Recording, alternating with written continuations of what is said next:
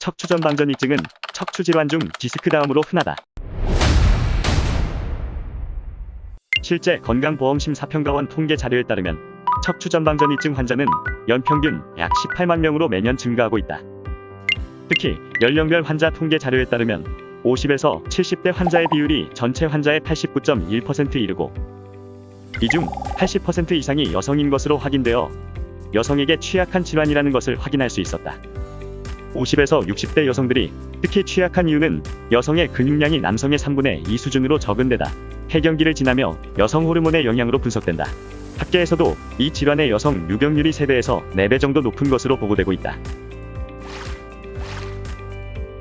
척추전방전이증은 척추의 위아래 뼈가 어긋나면서 변형과 통증이 일어나는 질환으로 노화로 인한 발병 요인이 가장 높고 가벼운 야외 운동 후 통증이나 외상 후 통증으로 인해 흔하게 진단된다. 건강보험심사평가원 통계에 따르면 7월, 8월 여름철에 환자 수가 증가하는 걸로 나타나는데 이는 여름 휴가철 야외 활동과 냉방으로 인한 실내외 기온차 등이 요인이 될 수도 있다. 척추전방전이증은 오래 걸을수록 허리 통증이 심해지고 앉았다 일어설 때 허리를 펼 때 통증이 발생한다.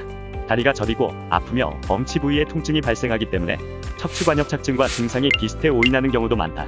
하지만 척추전방전이증은 신경관이 좁아지면서 통증과 저림이 생기는 척추관 협착증과는 달리 척추뼈가 어긋날수록 통증이 심해지고 위쪽 뼈가 밀려나올 경우 비만이 아닌 사람이라도 배가 나와 보일 수 있고 아래쪽 뼈가 밀려나올 경우 엉덩이가 뒤로 빠져 오리걸음을 걷게 된다.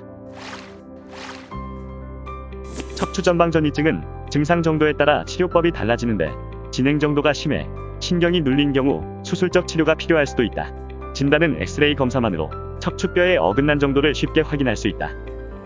질환 초기에는 약물치료나 물리치료 등 비수술적 치료가 가능하지만 치료 시기를 놓치거나 비수술적 치료에도 증상에 호전이 없는 경우 경막의 신경감압술 등의 시술로 치료할 수 있다. 경막의 신경감압술은 꼬리뼈에 2mm 두께의 작은 관을 넣어 척추신경을 둘러싼 경막 바깥 공간을 타고 올라가 염증 부위를 직접 관찰하면서 치료하는 방법이다. 시술 시간이 짧고 당일 퇴원이 가능하다는 장점이 있다. 하지만 보존적 치료만으로 효과를 볼 수 없거나 증상이 악화된 경우 척추유압술 등 수술적 치료가 필요할 수도 있다. 이때 꼭 필요한 경우에만 수술적 치료를 시행하며 최소 침습으로 척추유압술을 시행하게 된다. 척추전방전이증을 예방하기 위해서는 갱년기 후 여성이라면 일상생활이나 가사노동 시 허리를 굽히는 자세와 오래 서 있는 것을 삼가야 한다. 평소 바른 자세로 걷기, 수영 등의 운동으로 척추 주변 근육을 강화시키는 것도 효과적이다.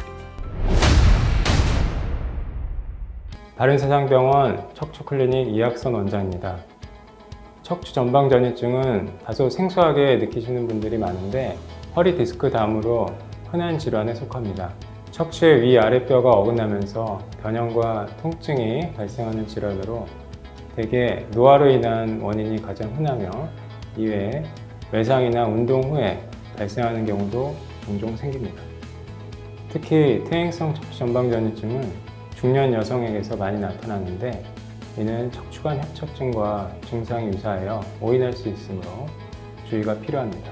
뼈의 어긋난 정도가 적을수록 치료가 쉽고 빠르기 때문에 질환 초기 단계에 치료하는 것이 좋습니다. 오래 걸을수록 허리 통증이 심해지고 앉았다 일어날 때 혹은 허리를 펼 때 통증이 악화된다면 방치하지 말고 하루빨리 전문의에게 적절한 진단과 치료를 받으시기를 바랍니다.